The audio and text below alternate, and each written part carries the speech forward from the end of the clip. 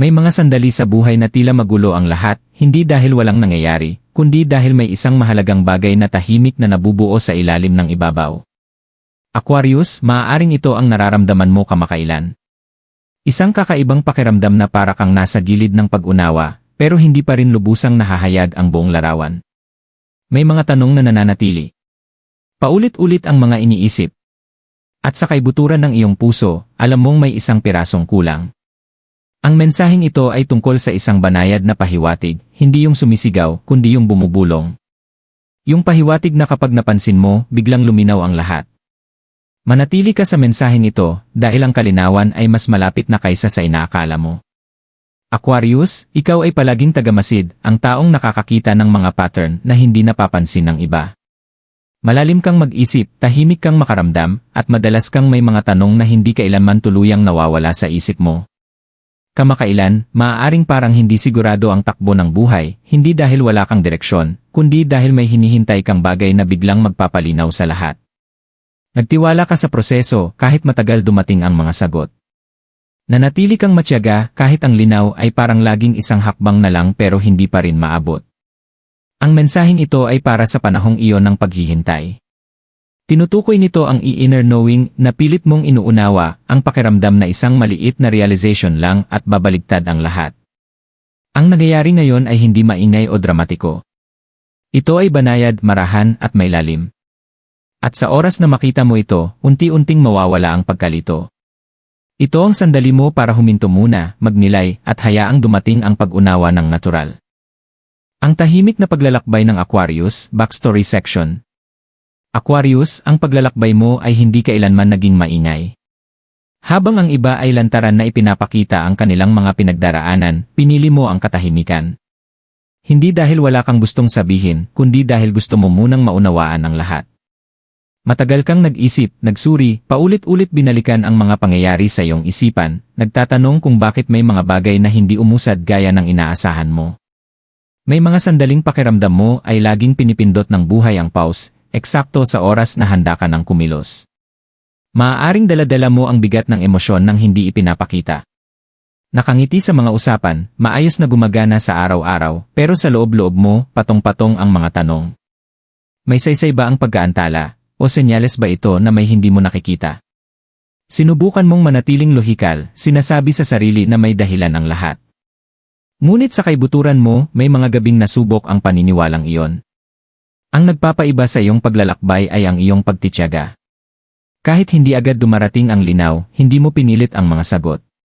Naghintay ka. Nagmasid ka. Nagtiwala ka na darating ang pag-unawa sa tamang oras, kapag handa ka nang tanggapin ito. Pero hindi naging madali ang paghihintay na yon. May mga sandali ng pag-aalinlangan sa sarili, mga sandaling tinanong mo kung nabigo ba ang iyong intuition, o kung nag-o-overthink ka lang muli. Gayunpaman, kahit nasa gitna ng pagkalito, patuloy kang lumalago. May itinuro sa iyo ang bawat paghinto. Pinatalas ng bawat tanong na walang sagot ang iyong kamalayan. Naging mas sensitibo ka sa mga banayad na pagbabago, sa enerhiya, sa mga usapan, sa mga ideyang paulit-ulit bumabalik sa isip mo. Hindi mo pa noon namamalayan, pero inihahanda ka ng tahimik na yugtong ito. Aquarius, hindi na sayang ang panahong ito. Ang kawalang katiyakang tiniis mo ang humuhubog sa iyong kalinawan. Hindi ka naipit, nangangalap ka ng mga piraso. At ngayon, habang nagsisimula ng magdugtong-dugtong ang mga iyon, mapapansin mong ang dating mabigat ay unti-unting gumagaan. Nagsisimula ng luminaw ang ulap. Ang mga sagot na matagal mong hinihintay ay hindi na malayo, tahimik silang nabubuo sa loob mo mula pa noon. Ang kahulugan ng key pahiwatig core message. Aquarius, ang pahiwatig na matagal mo nang nararamdaman ay hindi kailanman idinisenyong dumating bilang isang dramatikong sandali. Hindi ito para gulatin ka o baligtarin ang mundo mo sa isang iglap. Sa halip, dumarating ito ng tahimik, halos hindi mapansin. Isang dumaraang kaisipan.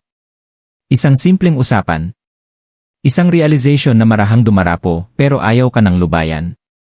Ito ang uri ng kalinawan na hindi nagpapakilala ng sarili, unti-unti itong nahahayag kapag handa ka na talagang makita ito. Maaaring inaasahan mong manggagaling ang mga sagot sa labas, mula sa mga tao, mga sitwasyon, o malalaking pagbabago. Ngunit iba ang galaw ng pahiwatig na ito. Nagsisimula ito sa loob. Isa itong pagbabago sa pananaw, isang banayad na pag-unawa na binabago ang kahulugan ng lahat ng matagal mo nang kinukwestiyon. Bigla, ang mga pangyayari sa nakaraan mo ay nagsisimulang magtugma. Nagkakaroon ng saysay ang mga pagkaantala. Ang mga pintong nagsara ay hindi na pakiramdam na pagtanggi, kundi paglilihis patungo sa mas tamang landas. Mahalagang maunawaan na hindi bago ang pahiwatig na ito. Matagal na itong umiikot sa iyong kamalayan. Maaaring binaliwala mo ito noon, iniisip na isa lang itong overthinking o panandaliang emosyon. Ngunit ngayon, iba ang pakiramdam. May bigat ito. Nagdadala ito ng katahimikan sa halip na pagkalito. At doon mo malalaman na totoo ito. Ang sandaling ito ng linaw ay hindi ka itinutulak pasulong ng marahas. Sa halip, iniangkla ka nito. Pinapayagan ka nitong huminga muli. Nagsisimula kang magtiwala sa sarili mong mga desisyon nang hindi nangangailangan ng paulit-ulit na kumpirmasyon. Unti-unting nawawala ang kapit ng pagdududa dahil napapalitan ito ng pag-unawa. Napagtatanto mo na walang talagang mali, ang lahat ay umuusad lang sa sarili nitong tamang oras. Aquarius, ang pahiwatig na ito ay paalala ng iyong panloob na karunungan. Hindi mo kailangan ng malalakas na senyales para gabayan ka. Ang iyong kamalayan ang lagi mong lakas. At habang unti-unting lumulubog ang realization na ito sa'yo, mapapansin mong bumabalik ang isang tahimik na kumpiyansa, hindi excitement, hindi pagmamadali, kundi katiyakan. Ito ang sandaling nagsisimulang matunaw ang pagkalito. Hindi dahil perpekto na ang lahat, kundi dahil sa wakas, may saysay na ang lahat. Mga palatandaan na papalapit na ang kalinawan. Aquarius, kapag ang kalinawan ay nagsisimula ng lumapit, bihira itong dumating ng sabay-sabay. Sa halip, nag-iwan ito ng mga bakas, maliliit na senyales na hinahabi sa iyong pang-araw-araw na buhay. Mapapansin mong paulit-ulit ang ilang kaisipan, pero hindi na sa magulong paraan. Ang parehong realization ay bumabalik ng paulit-ulit, at sa bawat balik nito, mas kalmado at mas matatag ang pakiramdam.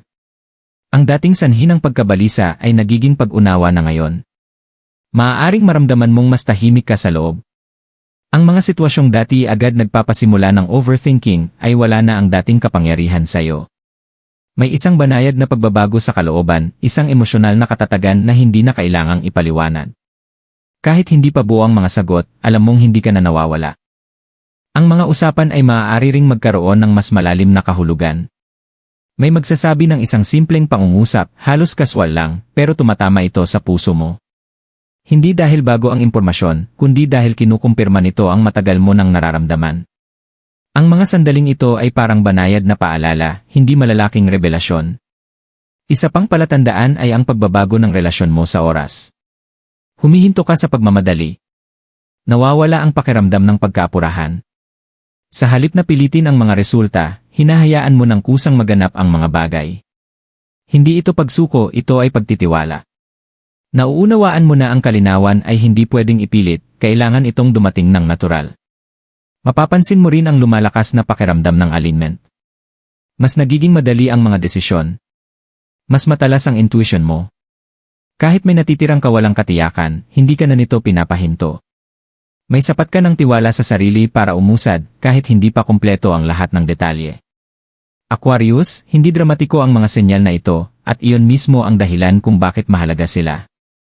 Ipinapakita nila na ang kalinawan ay unti-unting nag-integrate, hindi ka nito nilalamon.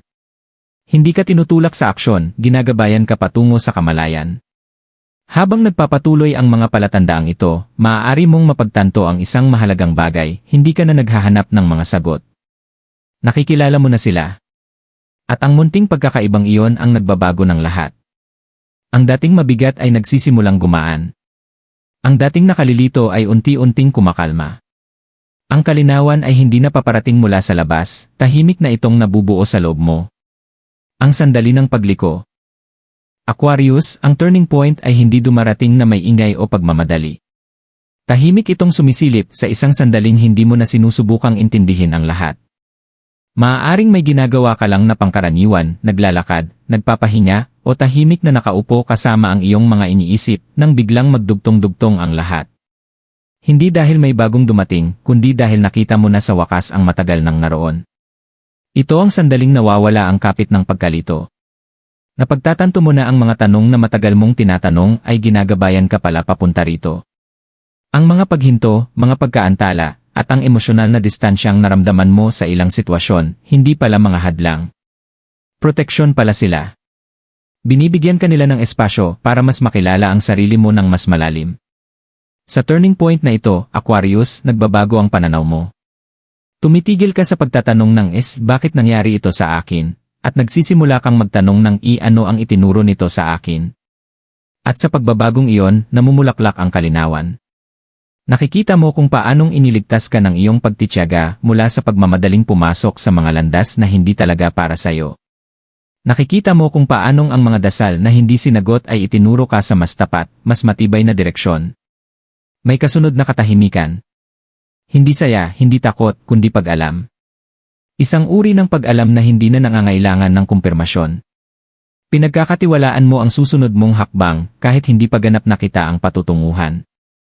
At ang tiwalang iyon ay makapangyarihan. Hindi hinihingi ng sandaling ito ang agarang pagkilos. Sa halip, nag-aalok ito ng pagbitaw. Unti-unti mong inaalis ang mga lumang pagdududa, lumang kwento, at mga inaasahang hindi na akma sa taong unti-unti kang nagiging. Ang bigat na tahimik mong daladala ay nagsisimula ng gumaan.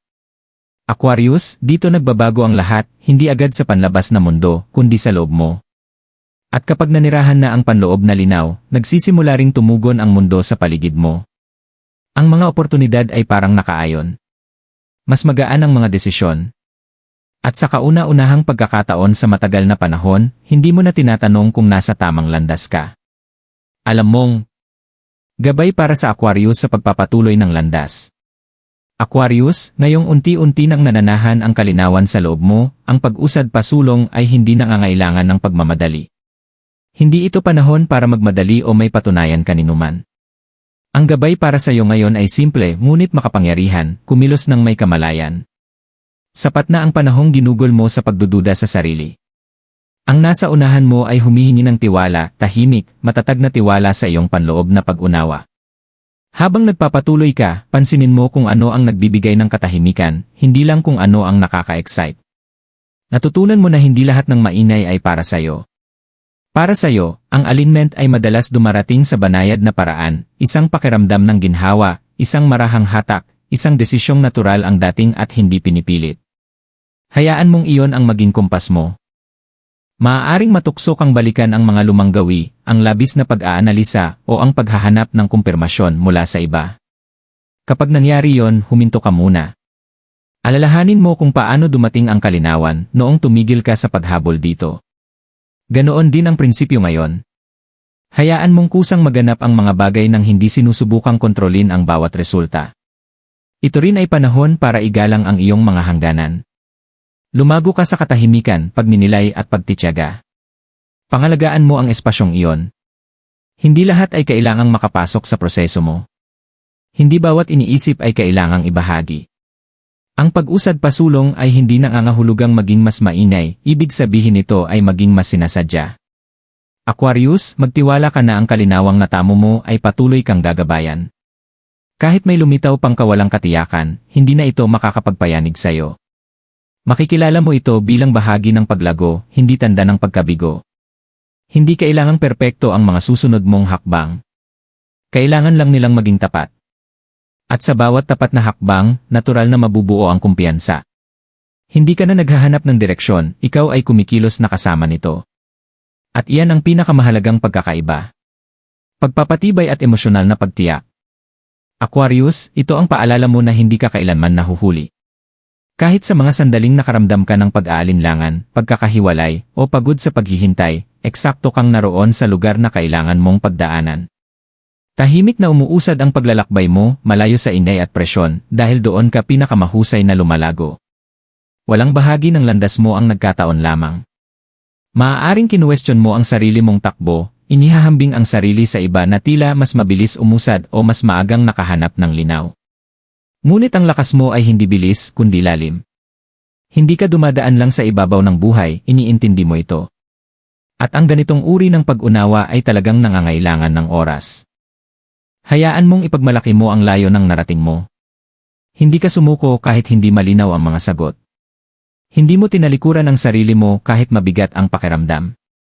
Nanatili kang naroon kahit matagal dumating ang kalinawan. Ang katatagang iyon ay mas mahalaga kaysa sa inaakala mo. Ipaalala mo ito sa sarili mo. Pinagkakatiwalaan ko ang sarili kong oras. Pinagkakatiwalaan ko ang aking pag-unawa. Pinagkakatiwalaan ko ang kalinawang unti-unting nabubuo sa loob ko. Hayaan mong lumubog ang mga salitang ito, hindi bilang pag-asa, kundi bilang katotohanan. Hindi mo na kailangang pagdudahan ang intuition mo o ikalawang isipan ang iyong kamalayan. Nakaayon ka na sa paraang banayad ngunit makapangyarihan.